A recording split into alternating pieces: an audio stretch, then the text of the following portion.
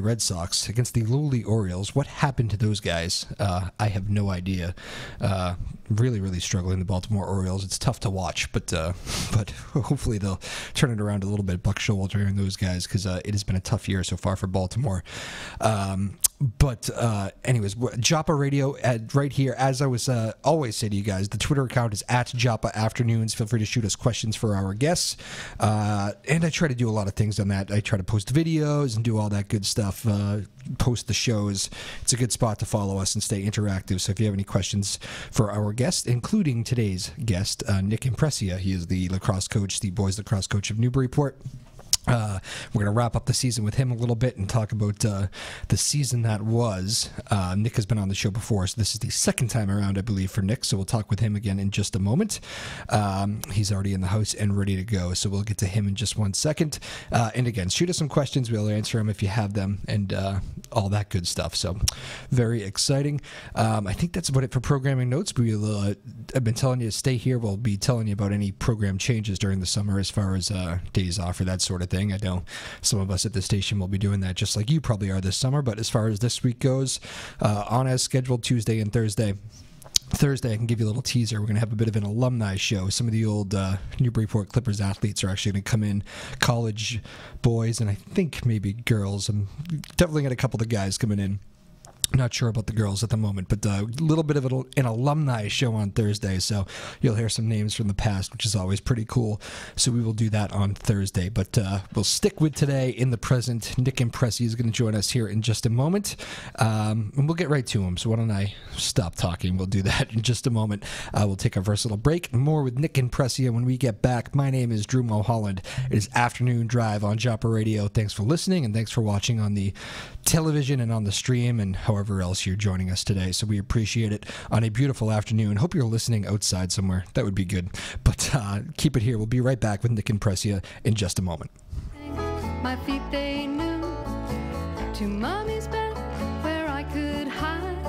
Listen, listen, she softly cried. Cricket chorus in the night. Melodies so clear and bright. Peepers join in harmony, and fireflies dancing in the breeze. Fireflies dancing in the breeze.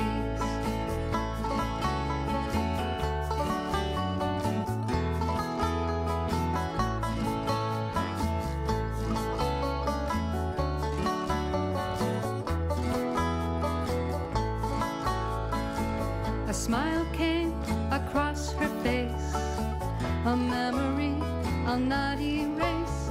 We jumped out of bed and through the door to swing and dance on the dew grass floor. Forever when the night is long, my thoughts return to that old song. Shadows round me begin to sway, and once again I can hear them say, come and dance to the cricket chorus. Come and dance and sing tonight. Come and dance to the cricket chorus. Everything's gonna be alright. Everything's gonna be alright.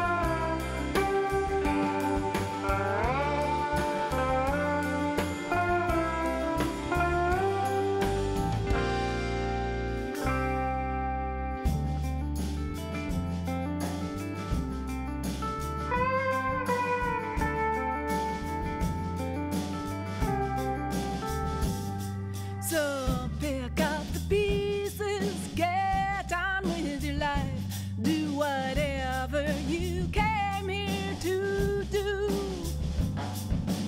I was your best friend and I was your wife. I could not be your savior too.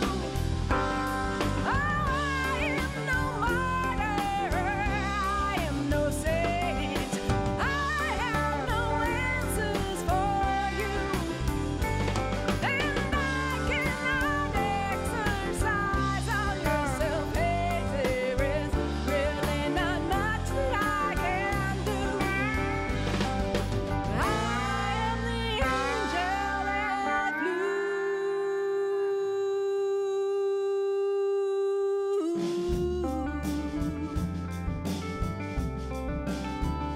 Angel that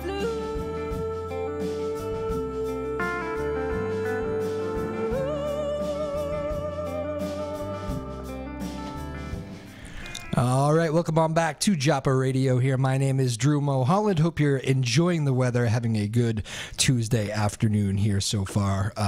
Off and running on the first show of the week, and we were joined by Nick Imprescia. He's the boys' head lacrosse coach this year. The season has wrapped up for these guys. Unfortunately, Nick will tell you he would love to still be playing, but Nick, you got a young squad who battled pretty hard for you this year, and well, tell us what was the story in a nutshell for you guys? We were young on the offensive side of the ball. We had great veteran presence with Miles Maloof and Max Catavalos and Pat Leary, but we had 10 freshmen on the squad and had to mix them in pretty quickly, and they played very well. I couldn't have asked any more of them. I just think we dug ourselves holes in games pretty early. We didn't really play with a lead much throughout the season. We kind of made early mistakes that kind of hurt us, but we always battled though. So that's it's always tough playing from behind. What do they say? The old hockey expression is probably the same for lacrosse. Comeback hockey is losing hockey. Comeback lacrosse is losing lacrosse. It's tough. In the games that we did build a lead on and we were able to sustain it, there were a few games we had a couple of goal leads that we let slip out, but. We're a young team. We're learning, but it's a great experience for those guys. So we got to take the positives away from it and move forward for next year. Absolutely. 10 freshmen. That is a lot of freshmen to have. You're only a second-year coach, so I know this tells me you haven't really had too many veteran teams on your hands. But not yet. But that's a lot of freshmen. I'm sure you'd probably. It's great for the future. Yeah. I'm sure you'd like that balance to be a little bit more balanced every year, but it's good for next year, right? Absolutely, it's good for the next 3 years because we also have a really good.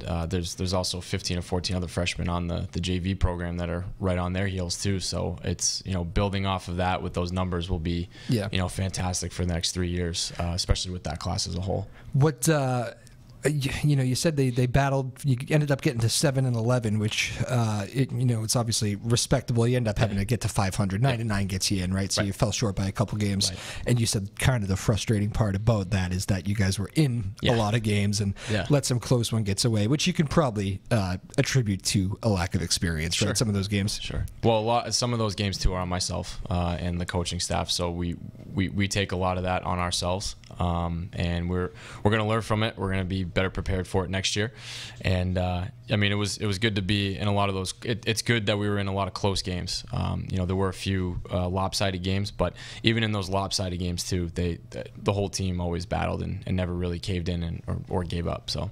Well, that's good to hear. And so next year, the 10 freshmen become sophomores. Do you have some juniors on the team that might step into this? Two, yeah. So does that pretty much mean those guys become captains or not necessarily? Oh, I'm sorry. In the junior class, I have, I want to say it's about 4 or 5. Oh, okay, 4 or 5 good. juniors. So they're going to step in as seniors. In terms of how we're going to do captains, I want to see what we do in the offseason. I want to see who the leaders are. We're going to change things up a little bit in terms of what we do with offseason lifts, offseason workouts. And, I'm going to assign some guys some challenges in terms of leadership roles and see how they do. And we did take a vote on it, but me and my assistant coach. Final say? Yeah, we agreed that we're going to hold off for a little bit and see who pushes themselves and really steps out and becomes one of the premier leaders. Cool. What's the biggest thing you learned year 1 to year 2? Again, you're only a second-year coach, so here at Newburyport. So I'm sure as you're learning your guys and they learn more about you, that goes both ways. What's the biggest thing you learned in year 2? I think the biggest thing that I learned is that in the off season we have to be, we have to be more, we have to put a little bit more work in the off season. I think we were a little bit rusty to start. With guys coming in that might have just picked up a stick, maybe a week before tryouts. So that was the biggest takeaway from it. But other than that, I think from this year, we're learning on different game experiences, knowing what to do in certain situations. So that's the biggest thing that myself and Coach Eric need to work on, and also the guys, because they still have access to watch film, and we're going to be spending a lot of time in the offseason breaking down film and knowing what to do in certain situations. What is this time of year like specifically when you see it gets busy for seniors, obviously. You got a young team, but there are like a lot of distractions come the end of the year. I'm sure that can be difficult on a coach. Hey, we're still in the season here, everybody, but you got graduation, you got proms, you got all this stuff.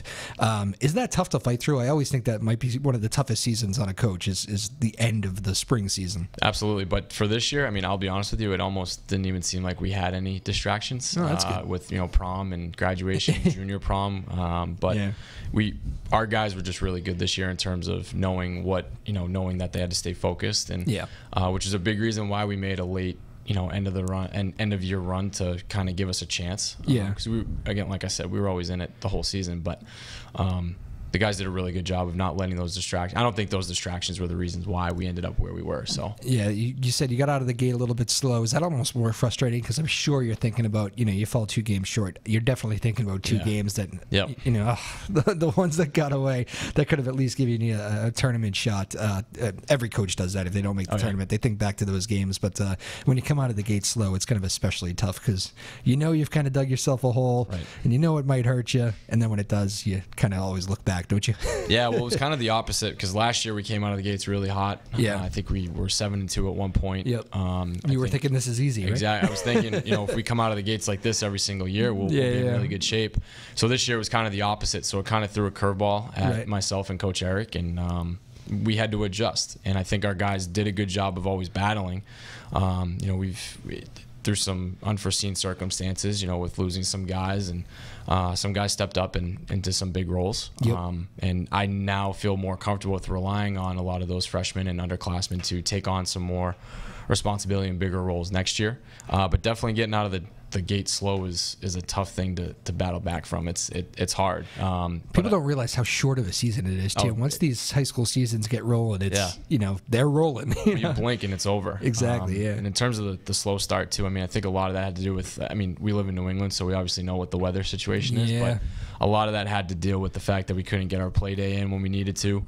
I'm not going to blame it on that, but it would have been nice to have those days in where we could have got on the field, get some extra reps. But I remember you telling me you guys were in the gym for like probably first a couple weeks later, maybe 2 weeks later than you wanted to be. We were really fortunate to get it plowed off. Didn't you guys just go out there in the snow one day? We did twice. It was very frustrated about being inside. It was a lot of fun. We that's where I give my guys a lot of credit. They actually brought the idea to me. I won't take all the credit for it. They brought it to my attention. I said, if you guys want to do it, let's do it. And it did pay off because we got to go outside, but the lack of scrimmages in the beginning of the year I think hurt us a little bit and also a late start because we didn't get games in that second or first week of April, so we had to wait almost 3 weeks in April to get our first game going. So I think next year also looking to try and get another out-of-conference game that might be a first, an early test to see where we are and work on some things. Gotcha. Again, we're joined by Nick Imprescia. He's the head lacrosse coach over at Newburyport, the boys lacrosse coach.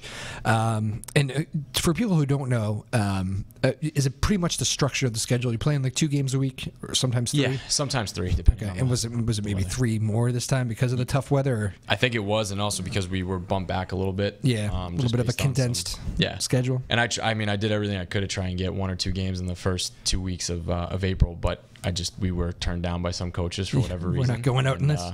I think a lot of this too with the slow start or the way that we ended up was because of how tough our out of conference schedule was. I'm not a believer in not testing ourselves. I wanted to be able to test our guys with some tough out of conference schedules against some Division I and Division II opponents too that are in a higher conference that play great competition as well. And our league is always tough. The league schedule that we have is not easy.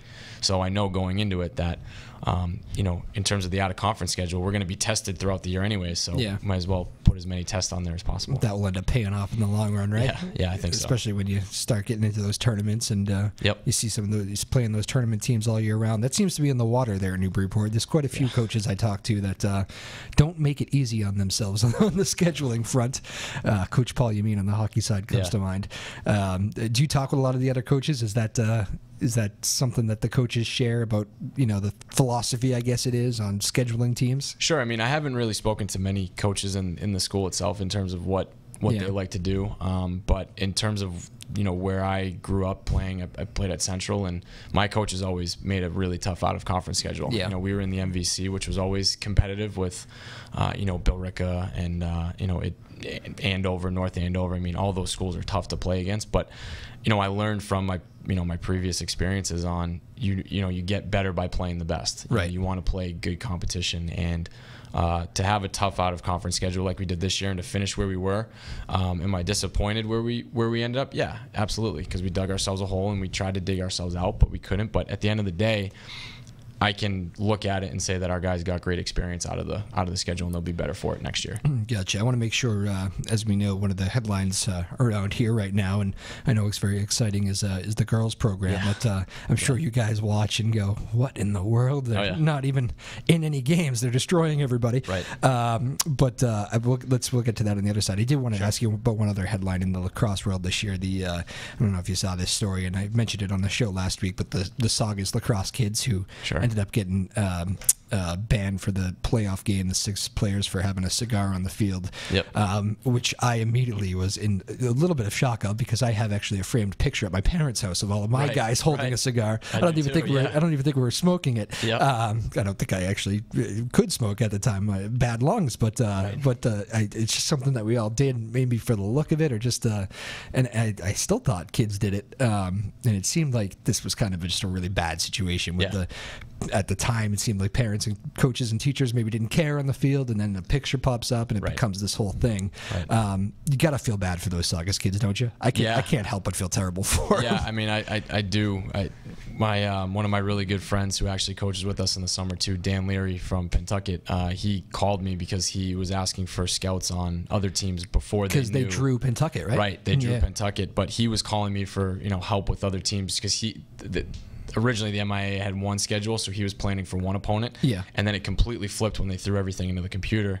So he was asking me for scouts on other teams, but then he got Saugus, and then he called to let me know about the situation. I didn't know about it until he actually called me, and he felt awful for him. And then once I heard the story, I was kind of shocked that was the route that was taken. But I mean, it seemed like with no warning or anything, that maybe that could have been handled better from, let's say the adults in the room. Well, if that's the case, I mean, every team in Massachusetts would have had to suspend all their seniors. That's what I thought. Yeah, so it is still a thing, right? Yeah. I mean, I was kind of baffled and blown away by it. Is that something? I mean, you as a young coach, I'm sure every coach kind of cringes at that. Like, that could happen to us. That's probably not even something that's on your radar. You guys got enough on your plates, right, to deal with completely. Let's just say real issues. Yeah, completely off the radar. But then once it popped up, I was like, wow, that could be an issue moving forward if this is this is a thing now. So we got to be aware of it. Let's add that list to the list of coaches' concerns. I guess like you guys need more, right? Crazy. But and then Pentucket, of course, I believe handled Saugus pretty well. So it's kind of tough on the other side too, because you make the tournament, you want to make a run. It's nice to get an easy first W, I guess, but nobody wants to beat a team that's undermanned, especially undermanned for kind of a silly reason. Exactly, and I think that's the way Dan felt too. I mean, he felt bad for those guys, and I'm sure that I know that the coach wanted to keep, obviously play the game even though he was down. I think it was double-digit guys at that point. And I mean, I feel for him. I couldn't even imagine being in his position and how upset I would be at that. And but I really do feel bad for those guys. That was a tough break. I think I heard the Saugus superintendent who I think maybe some of it's on him, or at least his the people right under him, but I think I heard him say at some point, the other coach could appeal if, think about what happens if we play the game and we win, they appeal and we lose. And I'm thinking, I don't know how many other coaches would go after you in that regard. I talk to a lot of coaches, and it's usually not in their makeup to nickel and dime like that. But that was a tough situation, though, and I'm sure it's going to be a part of your talk now at the end of next season. It is now. It is now. I got to mention it at the preseason meeting moving forward. So, what are all those issues? I mean, did you have a pretty clean year as far as discipline in that regard? Yeah, I mean, it's always something, right? Our guys always seem to take care of themselves on social media. We had a bit of an issue with suspensions this year due to an unforeseen circumstance with social media issue. No, in a game situation. Oh, get you, yeah. Against Central Catholic. It was unfortunate the way that it ended, but a couple of our guys went down with suspensions, and it kind of put us in a tough spot.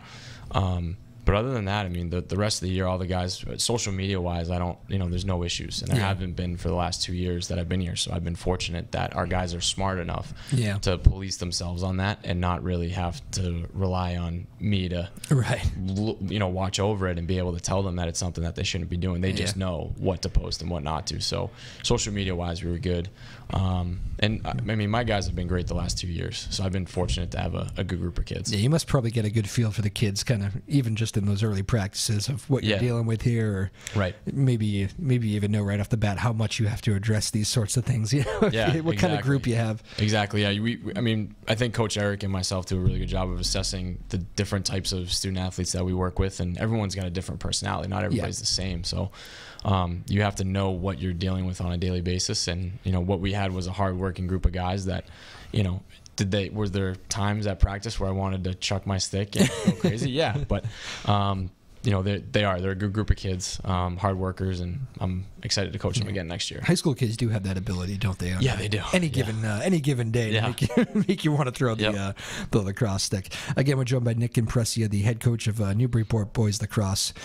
Second time on the show for Nick. We don't have too many returning guests, but congratulations. You're now in the a very small circle of honor there. I appreciate it.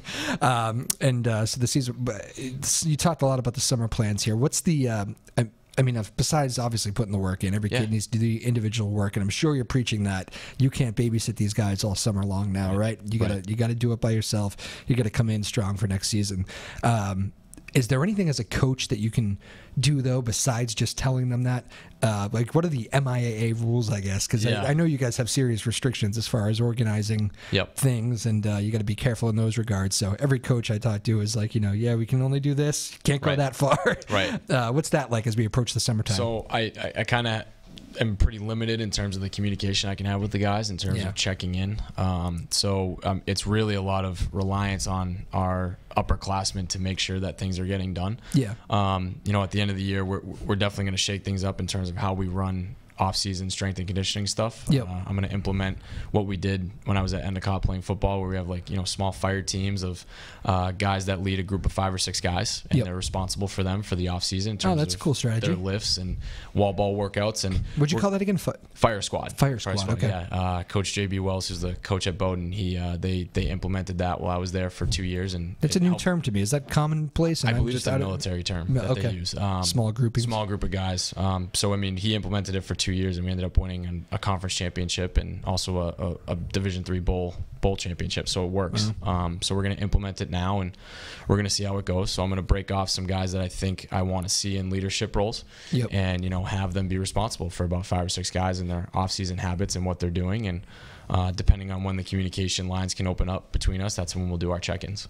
So we'll put it to the put the groups to the test at the first couple of weeks of practice. We will. I mean, we're gonna see. So I'm gonna keep track of how guys are doing, and at the beginning of the season, we'll have a little bit of a competition and see what group did the most work, and it's gonna show with the conditioning and work that we're gonna put in on the field. So we'll see how it goes. Excellent. What's the is it a? I know you obviously love the job. I remember talking to you last time. You're thrilled to get going. Is there anything that it's these years where you don't make the tournament, where you have a losing record, even when you're proud of your guys, which you are in this case. But they'll at times feel like a drain. That was a grind to even get the 7 wins. That was an absolute grind. Yeah. And then you could be tired. Is there a sense of like tired or worn down at the end of the year, or is it like, let's get right back at it for the offseason? I don't get tired with it. It was more of a frustration for me, and knowing that if we had made the tournament, I think we could have made some serious noise. Yeah. I was frustrated after we had the overtime loss to St. Mary's. So when I got back, I just, got in my car and drove around for a little bit. And I was frustrated. So I called the one person that, can listen to me, and that's my mom. So I called my mom and I just laid it out there for her. Like, I felt bad for the seniors because it really was a good group of seniors that we had that, devoted a lot to the organization. And, my mom's always right though. So I asked her, what do you think I should do? And she said, why don't you go home and just jot down all the good times you had with these guys and the good memories for over the last 2 years. And, that should, kind of take away some of the pain. She was right. I mean, even looking at our record this year, I took away a lot of positives from this year. And then, looking at the negatives, they're not drastic negatives that need to be addressed. They're small things that we need to address. So in the grand scheme of things, it could be a lot worse. Yeah.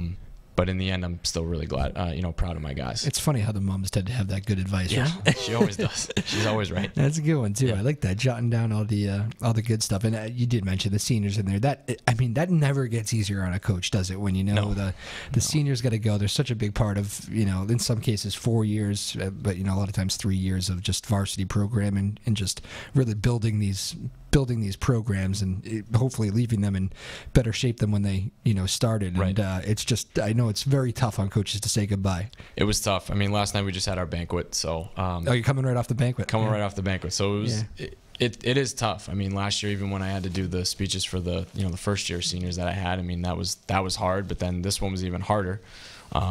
Just because they've been with me for 2 years now, so I've gotten to know them a little bit better than the last senior class. Yeah. And at the banquet, I again took one of the traditions from JB and the Endicott football world, where at the banquet you recognize the seniors who have devoted a lot to the program. So I spoke about each of the 6 seniors, and it was tough. I mean, it's hard to say goodbye and obviously send them on the note that they went out on the field. But I think they got the appropriate tribute last night and the recognition that they deserved. Absolutely, and again, hopefully they feel like they it seems like a year like this. It seems like a rewarding year, even with the frustrations. Right. It was a team that fought for you, and that's a good thing to leave for next year's senior class, I guess. Absolutely. And next year's senior class will probably be even harder for you because now you're talking about a 3-year group, and it's getting harder and harder. Yeah, it definitely is. I always think that's going to be the weirdest thing for high school, even like teachers, coaches, anybody within that, because even at the college level, because it's like you got these kids and then you see all these cycles of them, and they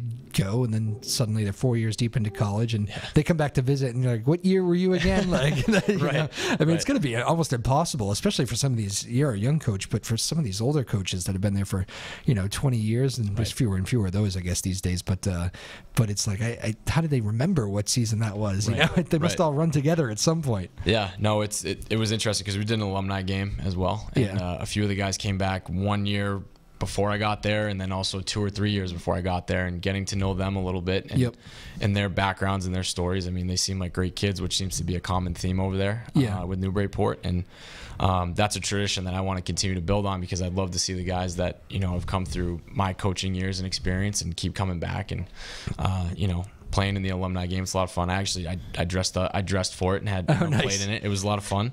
Did you get to carve some of the some familiar faces up out there? A little bit, not really. I'll give it to them. I played on the alumni team. Okay. So I think I had it easy, just with the guys that we had. But it was a lot of fun. Going at 70% or. I was trying. You don't have to admit to 100%. Yeah, it was tough. I won't lie. So the conditioning that we put the guys through was pretty grueling. So I did make, I don't know if this is a stupid idea or a good idea looking at it now, but I promised the guys in my off-season meeting that things were going to change. And one of the changes is, I'm going to do the off-season, not the off-season, the during practice conditioning with the guys, because I want to see if I can push them as hard as they've been pushing each other. So if they see me doing it, then it might propel them a little bit harder to work. So good for you. That is risky though. Yeah, I'm looking at it 2 ways. It'll help me stay in shape, but it will also help the guys on the team and push them harder. And maybe I dial back the conditioning a little bit. How old are you again? 26. 26. So it's you still get the youth on your side. So I don't know. Maybe at 36, maybe that's something you're going to pull out of the. It's a 1-year trial, so we'll see how it goes. trial. Didn't commit to 2 years. Good for you. Yeah. Very good. Again, Nick Imprescia, he's the head boys lacrosse coach over at Newburyport.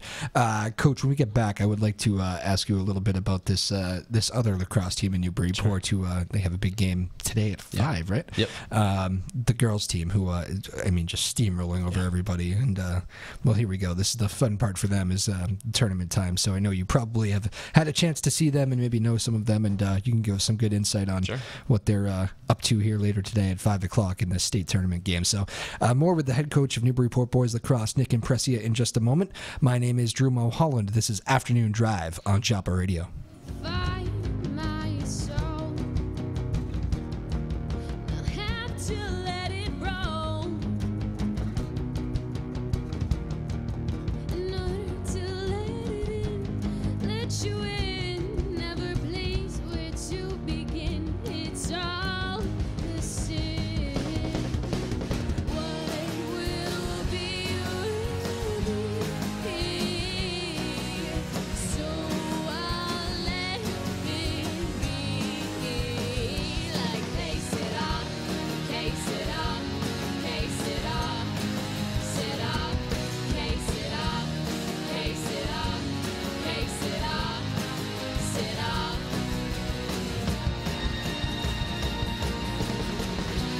And I will be set free. Only I can liberate me. Through the wreckage, now I see.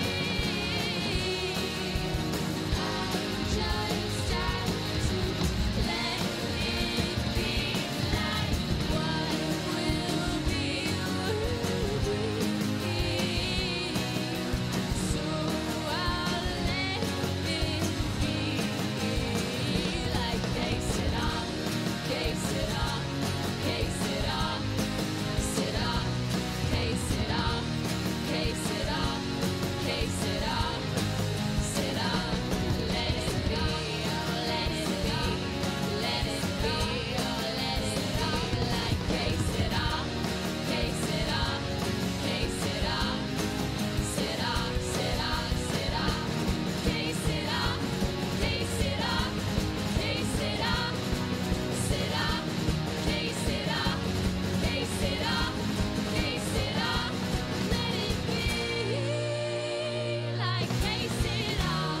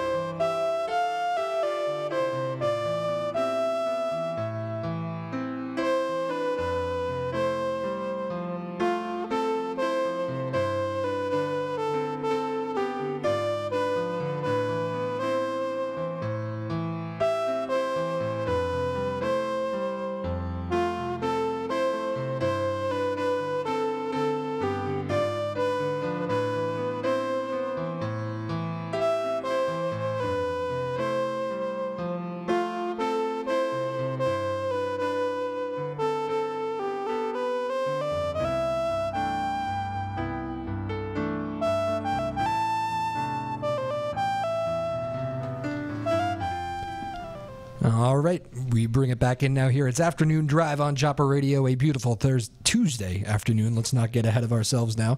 It is only Tuesday. It feels like a long week, apparently. I have a short week, too. I think that's why I'm jumping the gun. The end of the week, taking a day, so I'm excited about that. But hopefully you're all off to a good start for the seniors that are out. Hopefully the summer is going well so far. Actually, everybody's out now, right? I don't know. You don't know? Not Yeah. sure. Not sure. That's a good question. Somebody put that on the Twitter. I think they got out last Thursday, I want to say. I think the exams ended, for all the kids around here. I'm not sure. It's tough to keep up with all the snow days that people had. So, but anyways, hopefully the end of spring, start of summer is off to a good start for you guys. We are wrapping up the spring sports season from a lacrosse point of view here with coach of Newburyport boys lacrosse, Nick Imprescia. Coach has been great here as always, and you guys had a year where you just missed the tournament, and there's another team here from Newburyport that is really pretty unbelievable. The girls are in action today at 5 o'clock. The undefeated Newburyport girls team, which is just crazy, 2 years in a row of being undefeated, and they play Swampscott today in an elimination game at 5 o'clock. So game day for these girls. And how about these unbelievable team? Huh? They're a freight train. I mean, they're rolling over everybody that they play. I mean, I know they've had a few close games that they've beat some really good teams as well. And they're just really impressive and fun to watch. Do you get to see any of them at all, or do you guys schedule overlap a lot? I'm sure, but it's tough with league games because if we're at home, then the girls are on the road playing that same league opponent. So it's really tough to see their league games. We've been fortunate enough to watch. I want to say it's about 3 or 4 games this year. Okay. And I've been able to get up to about five of them when we've had either an off day or maybe practice in the early afternoon, and then the girls came on after for a non-league game. But I mean, they really are. They're fun to watch. They're fast. They move the ball well. They communicate. They seem to be a really close group as well. And Coach Kat does a really good job with them. Yeah, Coach Kat, what's her full name? Is Catherine Batchelder. Okay, just for those who aren't necessarily in the circles, I wonder, do you try to get your guys to go see them when they can, and vice versa? I'm sure is probably the case. Yeah, I mean, I know for me personally, I tell my guys to get there whenever they can. I want them to support the girls. They did a great job supporting us this year. So as they have the last 2 years that I've been here. So the way that I look at it, coming from the tradition that I had at Central, where you go and support the other teams, that's what I want our guys doing. We did it when I was on the football team. We did it when I was on the hockey team and lacrosse team. So that's something that I believe in. And I want these guys to, cheer these girls on. I mean, what they're doing is truly remarkable and special. Going undefeated 2 years in a row into the tournament, and really don't seem to be in the midst of stopping anytime soon. So that must. I mean, any coach can respect that, and just being so close to it, it must be kind of like, well, that is something. 2 years in a row. Yeah, I mean, it's crazy to think. But I knew even when I couldn't see their games, I knew that when Kyle was going to post about the score, there was going to be them on top. And just watching them, even when they had the field before we did for practice, you could tell that they put a lot of time and work into it. They're a tough group. I had a couple of the girls in here one day, and it was one of your game days. They had an off day, but you had a game later that afternoon. And I had mentioned it was getting kind of late in the season, and I had mentioned that I something along the lines of, it looks like they're going to fall just short of the tourney or something. One of them jumped in, and clearly they followed you because they said, not so fast. They're not eliminated yet, and they're showing a lot of fight. So they're like, they were on top of your schedule. They knew exactly where you were in the standings, and knew what you needed to do, and knew that you hadn't showed any quit as far as your squad. So that was kind of nice to see the overlapping of support, I guess. Well, I mean, I appreciate that. I'm glad whoever that was. Thank you.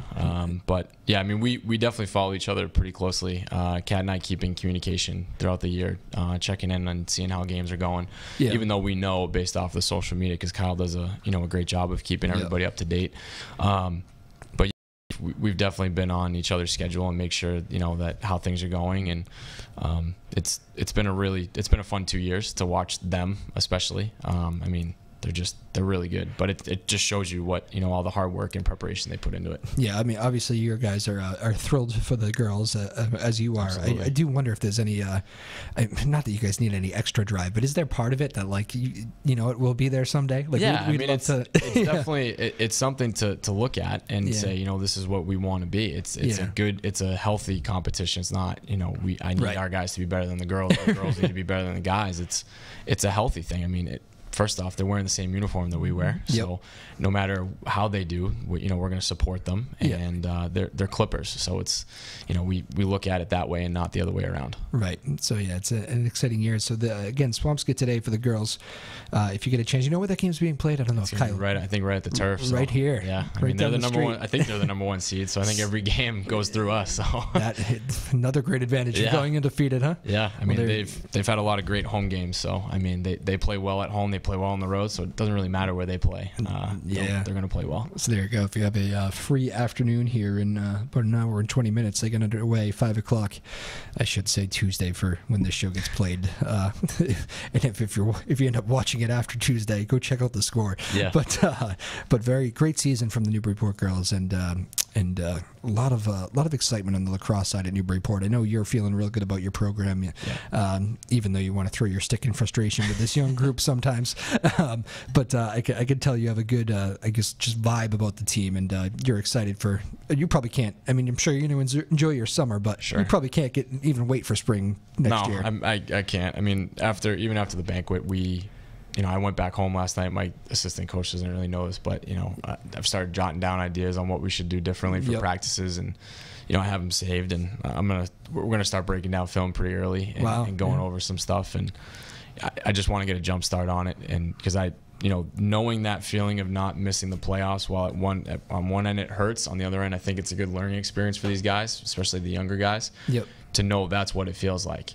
And I said that to them on the bus ride home, that if you never want to feel this feeling again, we have to seriously put some time in this offseason. That goes for myself. I'm not excluded from that. So, I myself have to look back and see where did I make mistakes and where can I make corrections. So that's going through game film, reviewing practice plans that we did, and trying to correct some mistakes. Right. Every young coach, even all the way up to like professional sports, you hire former players and that become coaches, and almost thrown right into it. It almost seems like there's a learning curve for even the best. I was remembering somebody was telling a story the other day. It was a hockey coach who landed a gig not long after his playing career, and he said that he's still a coach. I'm mind blanking on who it is, but like the first couple of years, he was just saying how happy he was that the general manager stuck with him because they had a couple losing seasons, but. Now he's a successful coach and obviously had what it took to be a coach. I wondered how tough is that transition going? And you're pretty fresh off your playing career, relatively speaking. Yeah. How different is it going from a player and then into that coaching role so relatively soon? It definitely is different. Yeah. But it's a lot of fun at the same time because how they're feeling because I'm not that far removed from it. Yeah. So it's been easier than I thought to kind of get a read on the team in terms of how they're feeling, how their day has been. And, obviously with the senior leaders that we had this year, Miles Maloof in particular, he had a good knack for knowing when I was getting upset, when I was angry with the effort. Or maybe you just don't hide it well. Well, I don't think so, but it would be a telepathic message to him to get the guys going before I had to step in. Yep. But being so not far removed from my playing career, both football and lacrosse, and then coming into coaching, I mean, there definitely is a huge learning curve that you got to go through because now you almost have to take some of your emotions out of it. In terms of being a coach on the sideline. You have to know that the guys are feeding off of your emotions. So if you're going to be crazy and out of hand, they're going to get crazy and out of hand. So you have to it's different where as a coach you got to be calm and composed. Even keel. Yeah, and even keel, and let them know that, listen, we're going to get through this together. But it definitely is a huge learning curve. But I think myself and also Coach Eric, who's younger than I am, I think him and I are doing a pretty good job of handling that curve and learning from our mistakes game to game and practice to practice. Were you was your playing style? Were you like a heated, emotional guy, or were you? Yeah, I'm Italian, so my emotions are on my sleeve all the time. So I was always. I mean, I'm not that tall as you can see, but I would always go after the bigger dudes on the field. So there you go. Or on the ice. So it was. I definitely played with a lot of emotion on my sleeve, and so you tried to. You probably want to keep a good amount of that because you got to be yourself, but you also probably want to make sure you try to maybe. You got a bunch of guys watching you now, so that's probably the balance you're trying to strike. But there is probably a level of that you would like your personality to come in your players, and you probably don't hate seeing a freshman, smaller guy go up against a senior and take a run at him or something. That's probably part of your DNA, right? Not at all. And what I've told the guys too is I'd rather have to dial someone back than have to ramp them up to get up for a game. Ooh, I like that line. That's good. Just if you're jacked up and a little bit out of control, I'd rather have to bring you back in and reel you in than try to fire you up to go out there and give it everything you have. So luckily for this group that we had, I didn't have to ramp anybody up. It was mostly dialing back. I was going to say, probably a good thing. With all the guys you got on your team, I'm sure there's a little bit of both, but no. It was mostly that the other way of, trying to dial back in and have them channel their emotions in a positive way. That might be the freshman thing. A lot of I I cooped think up so. energy. Yeah, and being a coach too on the sidelines, you also have to keep things positive, even when things aren't going the way that you wanted them to. Yeah, you have to let them know that we got to keep digging and fighting out of it, and our guys did a really good job of doing that. There's got to be an extra element of that too, because you said you guys were down. You just never seemed like you could get that first goal, which is a tough way to play. Right. Tough way to play any sport. But that's going to be a little bit tougher when you're talking about 10 freshmen because, let's face it, I mean, you can tell a difference between a freshman and a senior usually just by looking at them or talking with them for 10 seconds. Right. There is a very big difference there, and if you just think about that age gap, it makes sense at that kind of growing point of life. It's probably, I'm guessing, a little bit harder with freshmen to control the emotions, to get them to settle down, maybe to stop them from getting too high. That's probably a big part of your job this year, was that, controlling that. A little bit, but most of it was also the experience. It comes down to experience. A lot of our older guys, we were in that boat last year with being down in a few games and being able to battle back. Yeah, we had a lot of tight games last year too. So the guys that returned this year, they knew what it would have to take to be able. I mean, we were definitely a good fourth quarter team. Yeah. For example, we were down 7-2 against Central Catholic, who was a Division I team, and a lot of teams will just fold at that point. Yeah. You got 12 minutes to score 5 goals. That's pretty hard to come back from. But we cut it to 7-6 with 4.5 or 3.5 minutes left, and that you could feel the guys starting to get. I mean, that was great experience for our guys. Number one, we have life. Yeah, exactly. So. But it was more so the fact that we just didn't have, those guys that were coming in as 8th graders, they were a really good, select and youth team. So they were always on the other side of the coin, where they were either, demolishing teams or being the team on top in a close game. But it's a completely different ballgame when you're actually playing guys that are 2-3 years older than you. Yeah, I bet a lot of your guys aren't used to losing games. Right. Right. So they were coming off of a winning style, and I think it was actually, looking as I move forward in the summer and looking back on our season, I think it was a good thing that all this, and again, I wish it was a winning season, but you got to look at the positive. If you look at the negatives, all you're going to do is you're just going to see that negative 7 and 11. So you got to turn it into positives to build off it for next year. I remember I don't know if you had a chance to read the Terry Francona book from years ago, but there's some line in that always stuck with me, that he was very frustrated with one of the owners who came down during a losing season and said something along the lines of, "What a miserable year, huh?" It was dog days of summer, and he was like, "We got our top guys injured. We got a young Dustin Pedroia playing his heart out, learning the ropes. A couple other young guys, I forget at the time, but he remembers standing in center field being just furious because he was so proud of his group that had nowhere close to a playoff run, but he knew it was a hard fought season that they were going to be better for next year. So I always think about that when I think about coaches who are not thrilled, but they know they had a pretty decent losing record, Right. Well, that's how I feel. I mean, I'm not I'm disappointed and frustrated with the overall record, but am I disappointed in the guys? Absolutely not. I mean, they did everything I asked them to, and sometimes you do that and you fall short. Yep. I mean, that's just how it goes, and that's I learned that firsthand as a receiver at Endicott.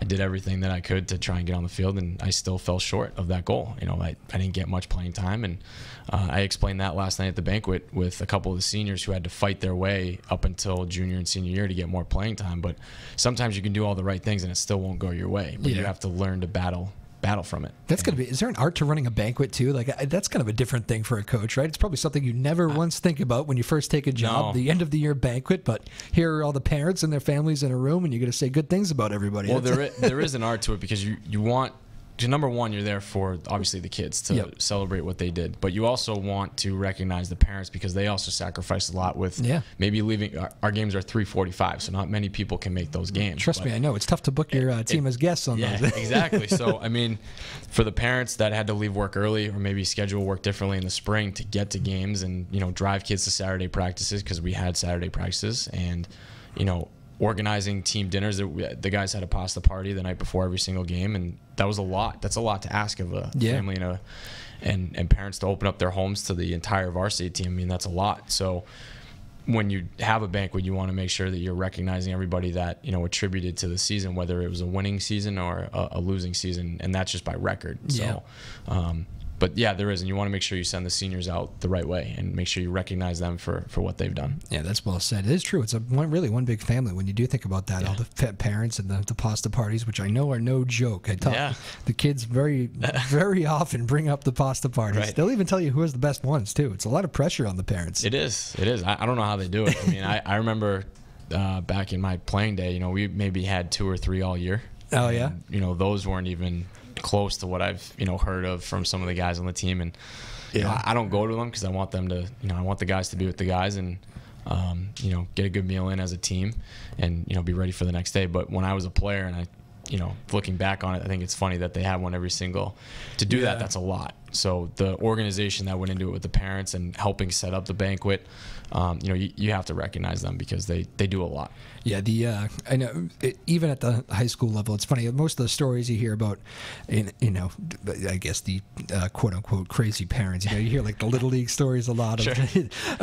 It does kind of, I guess it kind of irons out in high school. But I have heard stories of just parents that are a little bit maybe too close to what's actually going on the field, and hopefully you haven't had to deal with too much of that yet. But do you see it like when you go even to visiting fields and?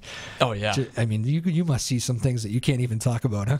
Oh yeah, even in my coaching career with junior hockey and postgraduate lacrosse, I mean, it's pretty crazy some of the parents that get involved. But I've been pretty fortunate over here, and I mean, I've seen it firsthand as a player too. Yeah. Where a couple of my best friends on the team, they had helicopter parents like that would. It's not good for the kid either. It's not. It puts them in a tough spot. It really does, because in most cases, a lot of the times, the kid is a really good kid, and he's just trying to play the season out, and he's got mom or dad in the back of his ear, yelling at the coach, which can be embarrassing. Yeah, I mean, but at the end of the day, the parents have to realize that we're trying to put their kids in the best position to succeed. I'm not here to personally ruin a kid's career. I find most coaches aren't actually. No, that's not what we're here for. Yeah. And if there are coaches like that out there, I mean, there's got to be a very, very small percentage of those people out there, but parents need to realize that the coaches are doing what's in the best interest of their son or daughter, and they're doing what's in the best interest of the team, and they're not doing it maliciously to get back at the parents or get back at the kid for whatever reason. For me personally, I played the guys that I felt were ready to play in a varsity game. I'm not going to put a kid out there who I don't think is ready, because number one, I'm setting them up for failure, and that's not my job. I'm not there to put the kid in a failing position. I want to put them in a win-win situation. So it benefits everybody when that's the case, right? Yeah, I mean, and also when you win, that helps. So it certainly does. Losing magnifies everything. So. Yeah. Well, yes, I guess that part has always been true. Again, this is Nick Imprescia, the head coach of Newburyport boys lacrosse. A final couple minutes, Nick, as you had talked a lot about the off-season program. You talked about how you played wide receiver at Endicott.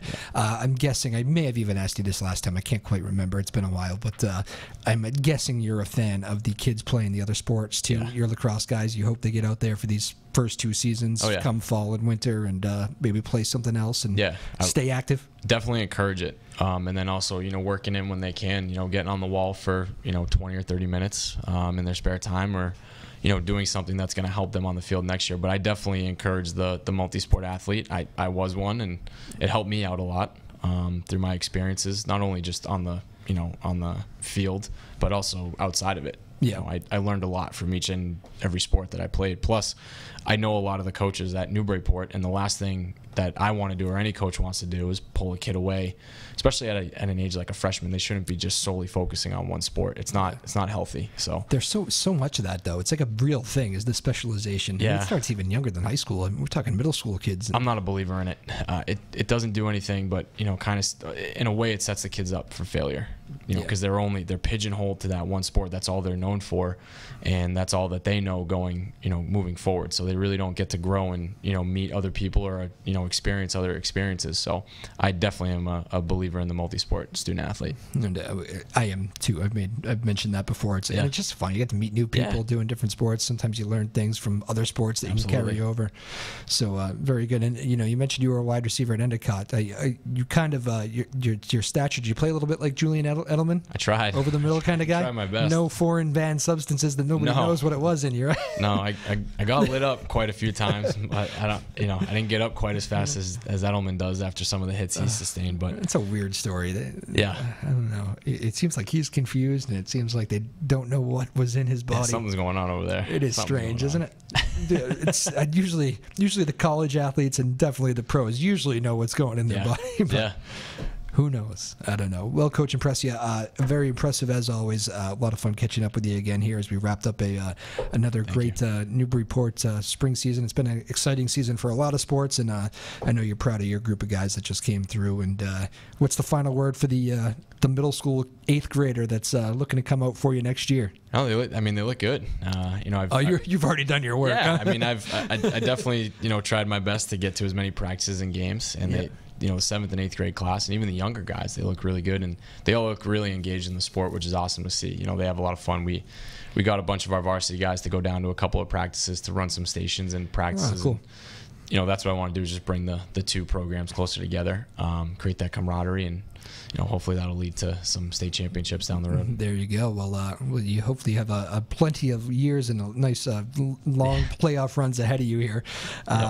It was great talking with you again. And I guess we'll go over there and root for the girls today if you Absolutely. can. 5:00 game for the Newburyport girls as they continue their state tournament run. As Coach Imprescia said earlier, we know it's a home game because everything goes through Newburyport after an undefeated season. So, Coach, it was a pleasure as always. Great summer to you. Any great summer plans ahead?